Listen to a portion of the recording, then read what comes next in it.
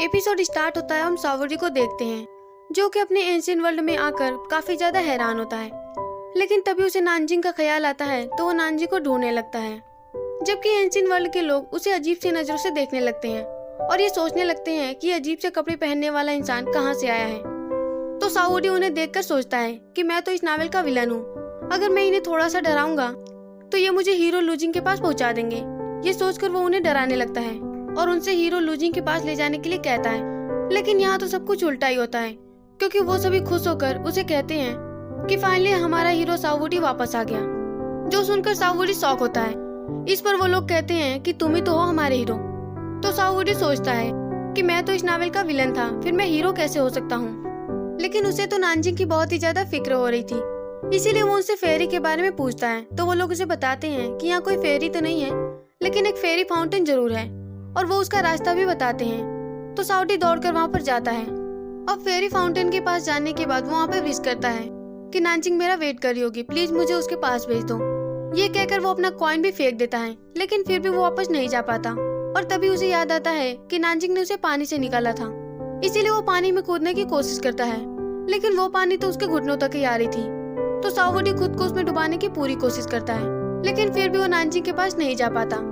Scene Nanjing पर shift होता है, जो कि सावरी के रूम में बैठकर उसे पोर्ट्रेट को लेकर देख रही होती है। लेकिन थोड़ा ही सही उसने इस बात को एक्सेप्ट तो कर लिया कि सावरी को कभी न कभी तो जाना ही होगा। अब हम लूजिंग को देखते हैं, जो कि येकिंग के बारे में ही सोच रहा होता है कि क्यों येकिंग उसे हर बार कहती थी कि वो अपनी कंपनी पर ध्यान दे, क्योंकि वो हमेशा उसके साथ नहीं रहेगी। अब फाइनली लूजिंग को समझ में आ जाता है कि येकिंग ऐसा क्यों कह रही थी। जबकि हम येकिंग को देखते हैं, जो कि अपने पेरेंट्स के साथ छोटे से रेस्टोरेंट को संभालने में लगी होती है, जैसे कि वो ये बात भूल गई हो कि वो इतनी बड़ी बिजनेस वुमन थी। वहीं जब लूजिंग येकिंग से मिलने के लिए आता है तो येकिंग वहाँ पर नहीं होती, जबकि उसकी मॉम उसे देख लेती हैं, तो उसे बात करने के लिए अंदर बुलाती हैं, जहाँ वो लूजिंग से कहती हैं कि मैं जानती हूँ कि तुम यहाँ पर क्यों आए हो। मैं ये तो नहीं जानती कि तुम दोनों के बीच एग्जैक्टली हुआ क्या है, लेकिन इतना जरूर जानती हूँ कि उसने हमेशा तुम्हारा साथ दिया। हम ये नहीं चाहते थे कि उसकी लाइफ इतनी टफ हो, लेकिन फिर भी उसने तुम्हारे लिए ये प्रूव कर दिया। अगर तुम सच में येकिंग से प्यार करते हो तो तुम्हें और भी ज्यादा मेच्योर होना पड़ेगा, क्योंकि कोई भी पेरेंट्स ये नहीं चाहेंगे कि उसकी बेटी का पार्टनर इमेच्योर हो। अब हम नानजिंग को देखते हैं, जो कि इस पोर्ट्रेट बॉवेल में एक बीज बोकर कहती है कि आज से हमारी नई शुरुआत है। मैं जानती हूँ कि तुम भी यहाँ आने के लिए कोशिश कर रहे होगे और मुझे भी हमेशा के लिए तुम्हारा इंतजार रहेगा। अब नानजिंग अपनी नॉर्मल लाइफ में वापस आ जाती है। उसे ये तो नहीं पता कि साउडी कब वापस आएगा, लेकिन उसने ठान लिया कि वो दुखी नहीं होगी, बल्कि शांत होकर उसका इंतजार करेगी। तो वहीं लूजिंग भी येकिंग को वापस लाने के लिए अपनी कंपनी को संभालने लगता है। और जब नानजिंग और लूजिंग मीटिंग अटेंड करके वापस आ रहे होते हैं तो नानजिंग का हील एक होल में फंस जाता है, वैसे ही जैसे कि पहले फंस गया था।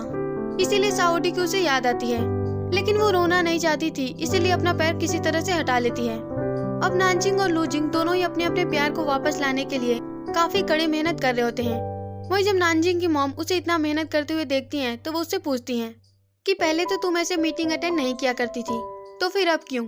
इस पर नानजिंग जवाब देती है कि पहले इन मीटिंग्स को तुम इसे हैंडल करती थी, लेकिन उनके रिजाइन करने के बाद इसे बॉस को ही हैंडल करना पड़ रहा है और उन्हें कोई खास एक्सपीरियंस नहीं है, इसीलिए मैं उन्हें सपोर्ट कर रही हूँ। अब नानजिंग की मॉम मुझसे साउडी के बारे में पूछती है तो नानजिंग बताती है कि वो अपने होम टाउन वापस चला गया। जो सुनकर नानजिंग की मॉम को थोड़ा सा वियर्ड लगता है कि वो बताए बिना ही होम टाउन कैसे चला गया, लेकिन फिर वो कहती हैं कि वो जहाँ भी रहे वो खुश रहे।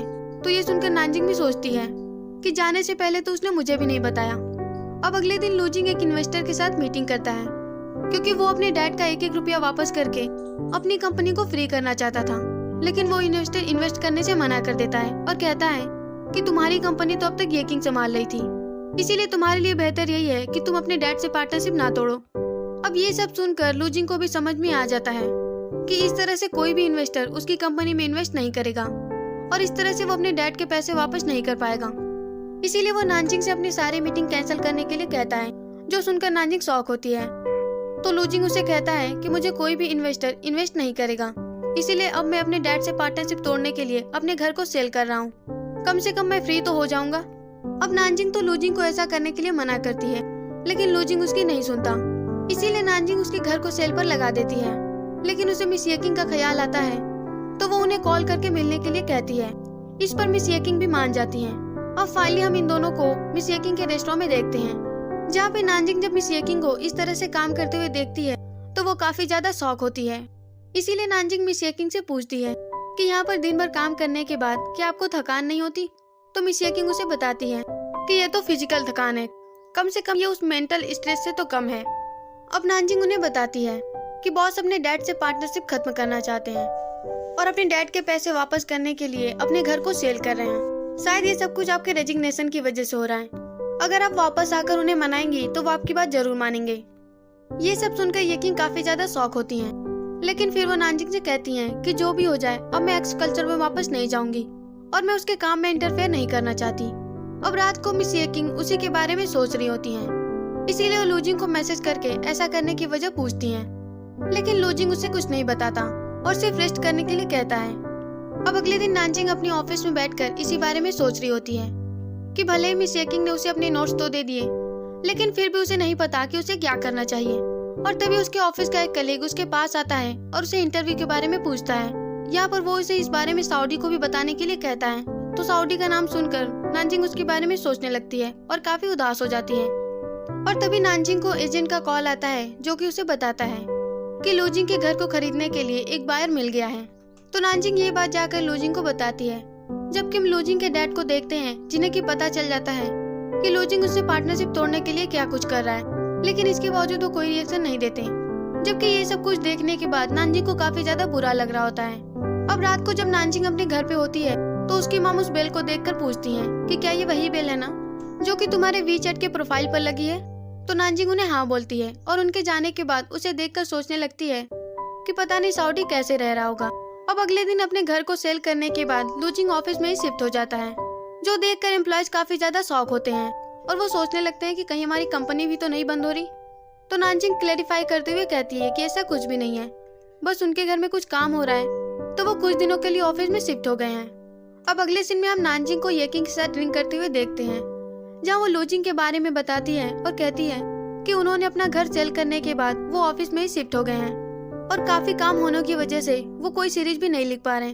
वो सारी मीटिंग जो कि आप अटेंड किया करती थी वो अब उन्हें करनी पड़ रही है। वो तो आपकी बात सुनते हैं, तो आप ऑफिस आकर उन्हें ऐसा करने से रोकती क्यों नहीं? इस पर मिस येकिंग उसे कहती है कि मैंने उससे बात करने की कोशिश की थी, लेकिन उसने मुझे कुछ भी नहीं बताया और ऐसा सिर्फ तुम सबको लगता है कि वो मेरी बात सुनता है। अब ये सब कुछ कहने के बाद मिस येकिंग उसे बियर केक देती है, जो देखकर नानजिंग काफी ज्यादा इमोशनल हो जाती है, क्योंकि उसे साउडी की याद आती है जो कि उसके लिए कुछ ऐसा ही गिफ्ट लेकर आया था। तो नानजिंग को इमोशनल देखकर मिस येकिंग को कुछ समझ ही नहीं आता। तभी नानजिंग को लूजिंग कॉल करके अर्जेंटली ऑफिस बुलाता है, जहाँ ऑफिस पहुँचने के बाद लूजिंग नानजिंग को स्क्रिप्ट देते हुए कहता है, तुम इसे चेक करने के बाद एडिटर को सेंड कर देना। तो नानजिंग भी स्क्रिप्ट को चेक करने लगती है। अब नानजिंग स्क्रिप्ट को चेक करते हुए लूजिंग से पूछती है कि वो अपने पेरेंट्स के घर में शिफ्ट क्यों नहीं हो जाते। इस पर लूजिंग जवाब देता है कि मैं यहाँ पर ज्यादा कंफर्टेबल हूँ। अब जब नानजिंग स्क्रिप्ट का एक पेज लेने के लिए जाती है तो वो देखती है कि वहाँ पर आग लग चुकी थी, जिसे देखते उसे पैनिक अटैक आने लगते हैं। वहीं जब लूजिंग ये सब कुछ देखता है तो वो फायर अलर्ट करता है, जबकि नानजिंग की हालत तो खराब होती जाती है और वो हेल्प के लिए चिल्लाने लगती है। जबकि साउडी भी उसकी आवाज सुन लेता है, जो सुनकर वो काफी परेशान होता है और वहाँ से बाहर निकलता है, लेकिन वो नानजिंग के पास नहीं जा पाता। और तभी उसे फेरी जैन दिखता है, तो साउडी उसे नानजिंग के पास भेजने के लिए कहता है। इस पर फेरी जैन उसे कहता है कि अगर तुम वापस जाना चाहते हो तो मैं तुम्हें दूसरा मौका दूंगा, लेकिन तुम्हें मेरा एक मिशन पूरा करना होगा। इसीलिए साउडी बिना मिशन का नाम जाने ही उसके बारे में हाँ कर देता है। इस पर फेरी जैन उसे फिर से सोचने के लिए कहता है कि हो सकता है कि इसमें तुम्हारे रिलेशनशिप पर भी खतरा हो, लेकिन साउडी उसकी बात सुनने की बजाय उस पर एग्री होता है। अब साउडी नानजिंग को उस आग से बचाकर उसे सोफे पर लिटा देता है और जब नानजिंग की आग खुलती है तो वो साउडी को देखकर उसे हक कर लेती है और वो उसे रोते हुए कहती है कि फाइनली तुम आ गए, तुम्हें पता नहीं है कि मैंने तुम्हारा कितना इंतजार किया। लेकिन साउडी उसे दूर कर देता है और उसके साथ सेम वैसा ही बिहेव करने लगता है जैसा कि उसने पहली बार मिलने पर किया था, जहाँ वो उससे कहता है कि बताओ मैं कौन हूँ। तो नानजिंग को लगता है कि साउडी सब कुछ भूल चुका है, इसीलिए नानजिंग उसे बताती है कि मैं तुम्हारी गर्लफ्रेंड हूँ। लेकिन साउडी तो उसे अपनी बकवास बंद करने के लिए कहता है और वहाँ से चला जाता है। तो नानजिंग भी उसके पीछे जाती है। अब नानजिंग साउडी के पास जाकर उसे कहती है कि क्या मैं तुम्हें सच में याद नहीं हूँ?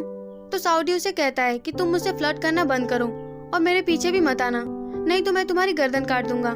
ये कहकर साउडी वहाँ से जाने लगता है। तो नानजिंग उसे कहती है कि मैं सिर्फ तुम्हारा नाम नहीं जानती, बल्कि मैं तुम्हारे बारे में सब कुछ जानती हूँ। तुम हैवान पैलेस के यंग मास्टर साउडी हो और मेरे नावल का एक कैरेक्टर जिसे कि मैंने खुद ही लिखा था, और तुम्हें फेरी जेन ने मेरा अनफॉरगेटेबल लव बनाकर यहाँ भेजा है। तुम मेरे बेस्ट फ्रेंड हो, मेरे सबसे ज्यादा करीब, और वो पहले इंसान जिससे कि मैंने अपनी फीलिंग्स कन्फेस की। अब अपनी फीलिंग्स को बताते हुए नानजिंग रोने लगती है। जबकि ये सब कुछ सुनने के बाद साउडी भी काफी निराश होता है, लेकिन फिर भी वो जाने लगता है। तो नानजिंग फिर से उसका पीछा करने लगती है। इस पर साउडी उसे गुस्से में ट्रीट करते हुए कहता है कि मुझे तुम्हारी बकवास समझ में नहीं आ रही और ना ही मैं इन्हें समझना चाहता हूँ। ये कहकर वो चला जाता है। वही हम येकिंग को देखते हैं जो कि लूजिंग के लिए डिनर लेकर आती हैं, लेकिन उसके घर की हालत देखकर काफी वरीड होती हैं। इसलिए येकिंग उसे डिनर करने को बोलकर उसे साफ करने के लिए जा रही होती हैं, लेकिन लूजिंग उन्हें रोककर इसके लिए मना करता है। अब यहाँ पर मिस येकिंग उसे कहती है कि तुम चाहो तो मेरे घर में रह सकते हो, क्योंकि अब मैं अपने पेरेंट्स के साथ रहती हूँ। लेकिन लूजिंग इसके लिए मना करके कहता है कि मैं यहाँ पर इसलिए नहीं रह रहा हूँ कि मेरे पास रहने के लिए घर नहीं, बल्कि मैं यहाँ पर अपना काम अच्छे से कर सकता हूँ। कंपनी में इस वक्त सब कुछ अच्छा चल रहा है, इसीलिए तुम्हें फिक्र करने की जरूरत नहीं है। इसीलिए तुम घर बैठकर सिर्फ रेस्ट करो। तो ये सब सुनकर येकिंग को लगता है कि लूजिंग को मेरा यहाँ आना पसंद नहीं आया, इसीलिए वो लूजिंग को अपना ख्याल रखकर बोलने के लिए वहाँ से चली जाती है। वही नानजिंग ऑफिस से आने के बाद साउडी के रूम में जाकर उसे देखने के लिए जाती है, लेकिन वो वहाँ साउडी को कहीं नहीं पाती, इसीलिए वो उदास होकर वहीं पे बैठ जाती है। जबकि हम साउडी को काफी ज्यादा ड्रिंक करते हुए देखते हैं, जो कि फेरी जेन के बारे में सोचने लगता है और उसके बाद नानजी के बारे में सोचने लगता है, जिससे कि हमें ये पता चलता है कि वो नानजी को भूला नहीं है, बल्कि वो भूलने का प्रिटेंड कर रहा है, क्योंकि साउडी को पता था कि वो फिर से यहाँ से चला जाएगा, इसीलिए वो दोबारा से नानजी को रुलाना नहीं चाहता। तो इसीलिए दुखी होकर वो ड्रिंक कर रहा होता है। वही नानजिंग भी साउडी के डैडी को हक करके उसे कहती है कि आखिरकार साउडी उसे पहचान क्यों नहीं रहा, वो उसके साथ ऐसा क्यों कर रहा है, और तभी उसे कुछ समझ में आता है, जिसके बाद वो स्माइल करती है। जबकि हम साउडी को देखते हैं जो कि काफी उदास होता है और वो नानजी को देखने के लिए उसके घर के बाहर जाता है, जहाँ वो सोचता है कि जिस तरह से वो नानजी के बारे में सोचकर उदास है, उसी तरह से नानजिंग भी उसके बारे में सोचकर काफी उदास होगी। लेकिन वो तो नानजी को बहुत ही ज्यादा खुश देखता है, जो देखकर वो शॉक होता है और खुद से कहता है कि वैसे तो मैं भी यही चाहता हूँ कि तुम मेरे बिना खुश रहो, लेकिन फिर भी तुम मेरे बिना इतना खुश कैसे हो सकती हो। जबकि नानजिंग अंदर रूम में जाकर साउडी को हेल्प के लिए बुलाती है, तो साउडी तुरंत उसके पास पहुँच जाता है, जिसके बाद वो साउडी से कहती है कि अब तुम्हें पता चला कि हमारा रिलेशनशिप क्या है, तो अब तुम्हें वही करना होगा जो कि मैं तुमसे कहूंगी। पहले तो अपने कपड़े चेंज करो और जाकर बात लो। इतने लंबे कपड़े पहनकर तुम्हें गर्मी नहीं लग रही? लेकिन साउडी फिर भी एक्टिंग करते हुए कहता है कि आखिरकार तुम होती कौन हो मुझे ऑर्डर देने वाली। इस पर नानजिंग उसे कहती है कि मैंने तुम्हें कितनी बार कहा कि मैं तुम्हारी गर्लफ्रेंड हूँ, इसीलिए मैं तुम्हें जो कहूंगी वो तुम्हें करना पड़ेगा, और अगर तुमने ऐसा नहीं किया तो तुम्हें हेडेक हो जाएगा। लेकिन साउडी उसकी बात नहीं सुनता और वहाँ से जाने लगता है। जबकि नानजिंग उसे हेल्प के लिए बोलकर उसे रोकने लगती है, क्योंकि नानजिंग की हेल्प किए बिना साउडी घर से बाहर तो नहीं जा सकता, इसीलिए साउडी के पास भी कोई और ऑप्शन नहीं होता है। तो वो बात लेने के लिए चला जाता है, जहाँ पर वो सोचने लगता है कि इस लड़की में इतना जल्दी कॉन्फिडेंस कैसे आ गया। और तभी नानजिंग वहाँ पर बिना नॉक किए आती है, जो कि उसे कपड़े देकर कहती है कि वो बात लेने के बाद चेंज कर ले।